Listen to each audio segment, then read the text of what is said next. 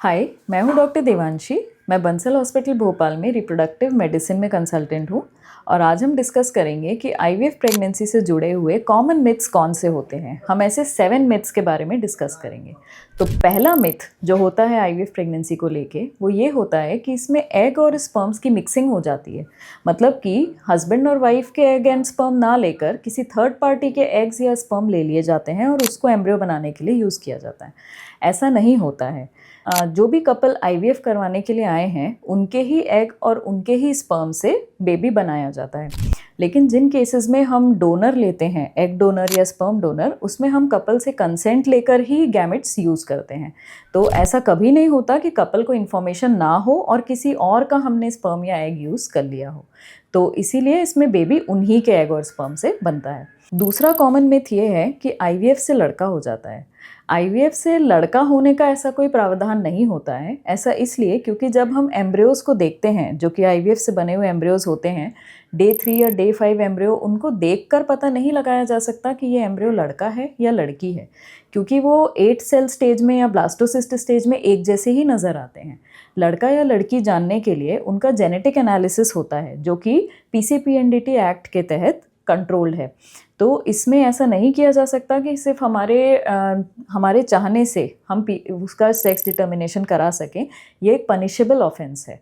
तो PCPNDT act ये allow नहीं करता कि केवल हमारे चाहने की वजह से, एक प्रेफरेंस की वजह से टेस्टिंग की जाए। तीसरा मिथ ये होता है कि आईवीएफ में पूरी प्रेगनेंसी के दौरान महंगी दवाइयाँ चलती हैं।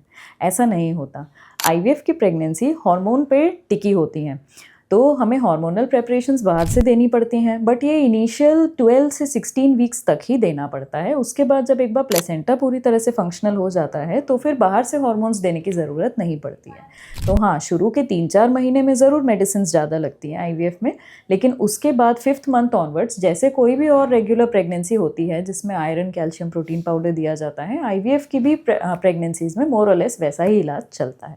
चौथा मिथ ये है, आईवीएफ से लगी हुई प्रेगनेंसी हमेशा सिजेरियन से ही डिलीवर होती है।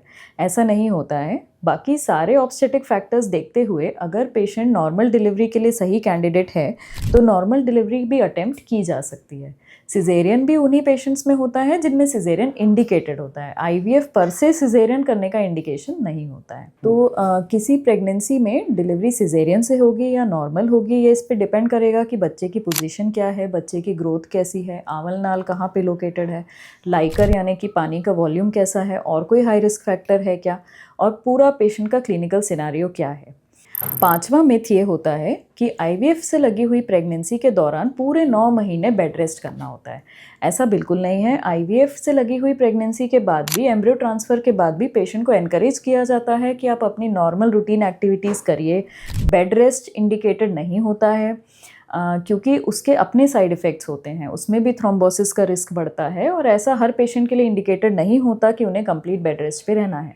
बट वो पेशेंट्स जिनका प्लेसेंटा प्रीविया हो या सर्विक्स इनकॉम्पिटेंट हो, जिन्हें सर्कलाज लगा हो या और कोई इस तरीके के इंडिकेशंस हो, केवल उनमें बेड रेस्ट एडवाइस किया जाता है।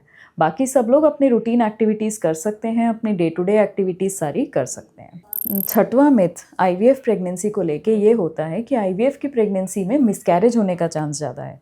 ऐसा नहीं है। कोई भी प्रेगनेंसी में मिसकैरेज होने का चांस होता है 15% के अराउंड, और आईवीएफ प्रेगनेंसी में भी यही रिस्क होता है। लेकिन जिन मरीजों में आईवीएफ इंडिकेटेड होता है उनमें कई बार पेशेंट रिलेटेड फैक्टर्स ऐसे होते हैं, जैसे कि मदर की एज या स्पर्म की क्वालिटी या पेल्विस में और कोई डिजीज़ या रिकरेंट प्रेगनेंसी लॉस की हिस्ट्री। तो ये जो फैक्टर्स हैं ये मिसकैरेज के चांस को बढ़ाते हैं रादर दैन आईवीएफ।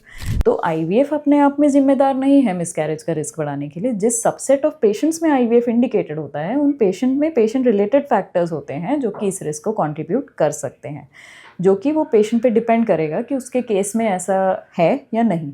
आखिरी मिथ आईवीएफ को लेकर लोगों को ये होता है कि आईवीएफ से कंसीव होने वाले बच्चों के लॉन्ग टर्म आउटकम्स ठीक नहीं होते।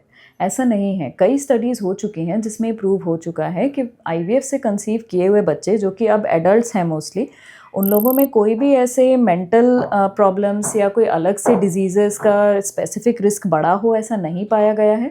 आईवीएफ से कंसीव हुए बच्चे उसी प्रकार कोई भी नॉर्मल प्रेगनेंसी से कंसीव हुए बच्चों की तरह ही रहते हैं आउटकम्स में, उनके इमोशनल डेवलपमेंट, उनका स्कूल परफॉर्मेंस, उनके फिजिकल डेवलपमेंट सारा नॉर्मल ही होता है। तो ऐसी कोई रिस्क आईवीएफ की प्रेगनेंसी से रिलेटेड नहीं होती।